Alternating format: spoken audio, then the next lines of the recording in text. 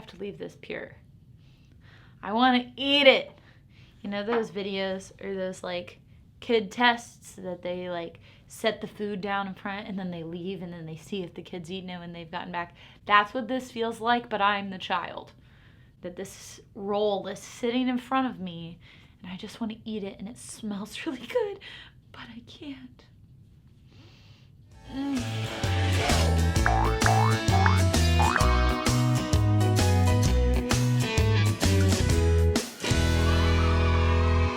Good morning. Welcome back.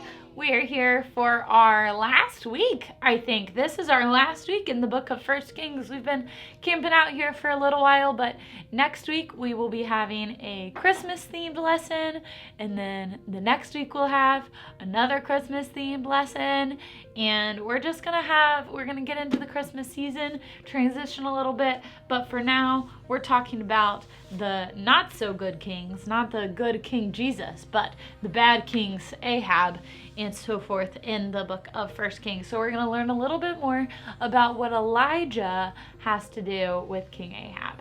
So last week, if you watched, we learned about King Ahab and about how there was no rain in all of Israel for 3.5 years because he was too stubborn to admit that God was the true God. He was busy worshiping a god named Baal. So Elijah put him up to a challenge. It was God versus Baal. And God won and proved that Baal was not a real God. Elijah won and Ahab lost. And Ahab didn't like losing. He didn't like admitting that he was the one that was wrong, that his God was the one that wasn't real. So he got very angry and sent Elijah away. Actually, his wife Jezebel, her name ends with Bel because she is a worshiper of Baal. She's linked to this false god, and she was very angry with Elijah and sent him away. So today we are picking up a little bit with what happened to Elijah after he ran away from the big mountain of Carmel. And what happened is he is trying to figure out what to do now that the king is mad at him and the rain is back in Israel and his job is basically over. The main reason that Ahab hadn't hurt Elijah up to this point is because he knew it was partly because of Elijah that there wasn't rain. And now that there was rain again, there was no need to keep Elijah around, to keep Elijah safe. Now that Israel was going back to normal, they didn't want God's prophet up in their business anymore. So today we pick up in 1 Kings chapter 19, and he has been sent away from Israel. And in verse 4, it says, "He went a day's journey into the wilderness and came and sat down under a broom tree. He asked that he might die, saying, 'It is enough now, O Lord. Take away my life, for I am no better than my fathers.'" There's no reason he thinks to live anymore. He doesn't think that he should stay around because Ahab's mad at him and hasn't changed, even though Elijah did all he can. And Elijah is tired, and Elijah is hungry, and Elijah is lonely. And he finally showed everyone that God was the real God, but still no one was on his side, and he was getting really tired of it. In verse 5, it says, "He lay down and slept under a broom tree, and behold, an angel touched him and said, 'Arise and eat.' He looked, and behold, there was at his head a cake baked on hot stones and a jar of water. He ate and drank and lay down again. And the angel came to him a second time and touched him and said, 'Arise and eat, for the journey is too great for you.' He arose, he ate and drank, and went in the strength of food 40 days and 40 nights to Horeb, the mount of God." This is the first part of our lesson today, that Elijah was exhausted and he was frustrated and he wanted to die. But it wasn't up to him whether he died. God wanted him to continue to live. God gives us every day provision and things to show that he cares for us and he wants us to live another day. In Kids Church last week in person, if you weren't there, we talked a little bit about ways God shows us along the way that he wants us here. He wants us alive and he wants us serving him. And that's why I brought this roll today, is I wanted to tell you a little bit of a story about the pepperoni roll. I don't know if you know this about me, but I am not from Ohio. I live in Ohio now. I've lived in Ohio since like 2015, but before that, for the rest of my life, I lived in a state called West Virginia. And if you're older, you probably know where West Virginia is, but if you're younger, it's about 2 hours drive away from here, 3 hours, somewhere in there, in a different state toward the east. And West Virginia is a lot different than Ohio in several ways. One of the ways is here in Ohio, a lot of people grow corn or soybeans, or they have farms with cows and chickens. And that wasn't really a thing in West Virginia. I didn't grow up driving down the road and seeing a cow on the side of the road or driving through a cornfield. I drove through mountains, and I spent hours car sick going up and down hills and around curves in West Virginia. But in the middle of those mountains was what we had special. We don't have corn and fields. We have coal in the middle of mountains. And coal is like a black rock that if you burn it, it puts off a lot of energy. So coal can help burn fires, or it can help with electricity, or it can help with cooking, or sometimes people use coal for drawing. And so coal is a very valuable thing, just like corn or soybeans or farm animals are very valuable in Ohio. The problem is, in order to get the coal, you have to carve into the side of the mountain, get inside the mountain, and scrape the coal out of the inside. That's generally how it works. Not very scientifically, but that's the general concept. My grandpa spent 40 years going into these coal mines, these places where they went in, got the coal, and brought it back out so that people around the world could use the coal to burn fires and produce electricity. The problem was, in those mountains, they weren't sitting in an office, they weren't near animals, they had to take food in with them, but they didn't have refrigerators and they didn't have any kind of electricity in there. And so a long time ago in West Virginia, someone invented this called the pepperoni roll. And it's just bread, and bread is really good when you're hungry. If you eat a roll, it fills you up a lot. That's why if you go to like Texas Roadhouse, you shouldn't eat a lot of the rolls, because then you don't eat your food.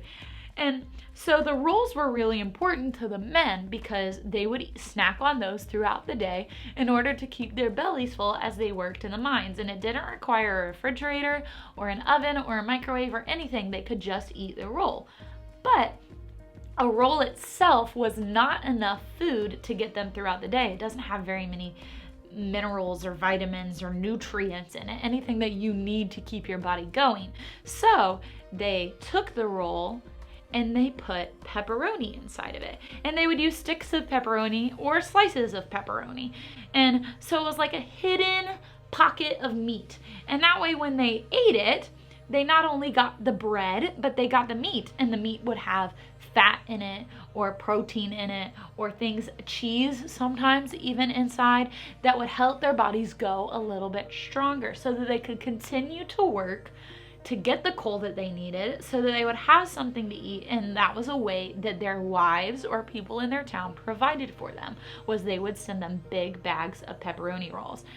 And so I never worked in a coal mine, but because pepperoni rolls are so yummy to me, my family ate them anyway. So that piece was basically just bread. But if you ever wanted to make a pepperoni roll for yourself, super easy. You can make homemade bread dough, or I go to the store and buy frozen bread rolls that are already in little roll pieces, and I get 2 little rolls and I put the pepperoni in between them, put the rolls on top of each other, and then squish it all around and then bake it just like I would bake a normal roll. And then once the rolls come out, they look like normal rolls until you break them open and you find the hidden pepperoni inside. I say all this because the pepperoni roll always reminds me of this story, that Elijah was frustrated and he was alone and it was empty and it was hard for him to go on. But God brought him nutrients. He brought him bread, and he brought him meat, and he brought him things to give him strength for his journey. The same way that the coal miners' wives or women in their town would make this special bread with pepperoni inside to keep the coal miners going, God brought special miracle bread and sent an angel to give it to Elijah so that he had enough energy to keep going, so that he could survive a 40-day journey. So now that we see that God has provided for Elijah to live another day, we have the next step for Elijah. Not only has he just seen this amazing display of God's power on Mount Carmel, now he has to figure out what his job is next. Why is God keeping him alive? And he finds out it's because there's someone special he's supposed to train to take his place. In verse 9, it says, "After 40 days he came to a cave and lodged in it. And behold, the word of the Lord came to him and said to him, 'What are you doing here, Elijah?' And Elijah said, 'I'm jealous of you, God, that you can keep going, that you are okay when everything seems to be falling apart. I'm not okay. I need something. You need to help me somehow. I don't know what to do.' And so God told him to sit back and to wait, and he would give him a sign. The first thing that happened was there was a big wind, a rushing wind. The sound as Elijah stood there on the mountain, he heard crazy winds, and he thought, maybe this is God, because God does such amazing things. He's showing me what he wants for me in this amazing wind. But God was not in the wind. Then there was an earthquake, a sudden earthquake, and he thought, God's trying to show me something through this earthquake. But God was not in the earthquake. So there was a big fire, and there was fire everywhere, and there had just been fire sent down from heaven on the mountain, so maybe this was God showing what he wanted with fire. But the Bible tells us that God was not in the fire. So after the fire, there was finally the sound of a low whisper, a still small voice. It wasn't anything big and miraculous. It was a whisper. It was something they had to listen to, something they had to pay attention to. Last week we talked about how God can do such amazing displays of his miraculous power. But sometimes, and honestly most often, the way he speaks to us is in quiet, simple voices. That isn't huge and drawing attention, but something that we have to pay attention and listen to from him. He shows us this. He speaks in a small voice, and he tells Elijah that there's going to be another man coming named Elisha. Elisha is going to work as the replacement for Elijah. He's going to be the person to work with Elijah for a little while, but eventually is going to take over as the prophet for God to King Ahab and a new king that's coming. And this is what Elisha is going to do. And Elijah just has to trust God, listen to the still small voice that has provided for him, that has shown him amazing things. He needs to remember God, trust the small voice, and wait for Elisha to come along and relieve Elijah of all of his stress, all of his worry, all of his pain, because God is going to take care of him and God is going to send him help. Then chapter 19 ends in verses 19 through 21, telling about how Elijah went from the mountain, that God had sent the wind and the earthquake and the fire and the voice, and he went to find Elisha. And when he found Elisha, it says he dropped what he had and he went after Elijah and assisted him. When Elijah got to Elisha knew his job, that he was supposed to follow God and be one of the prophets and help relieve Elijah. And so that's how the chapter ends. That's how our story ends. It's something really crazy and amazing, that not only does God work in huge miraculous ways, that we have to listen to small things. Sometimes the small thing is some provision, some meat and some bread, and sometimes the small thing is a voice that you have to listen carefully for. God doesn't always do big and fantastic things, even though he can, he doesn't. So we have to be careful to listen for what God is doing, that are small things to show us that he is with us and he has a purpose for us. And that's it for this week. And that's it for First Kings, in the story of Elijah, in the story of the beginning of Elisha. Next week, we're going to get a little bit into the Christmas story. I am so excited about it. Christmas is my favorite time of year. We also this week are going to be announcing, keep your eyes out for a special Christmas tradition set up that you can have, that you can enter to win some amazing prizes as a family. That comes December 10th. So if you've watched this far, you have that sneak peek. You can get ready because we're going to have some amazing things for HFC kids this Christmas that are COVID friendly, Christmas friendly, and a lot of fun. Bye guys, see you next week.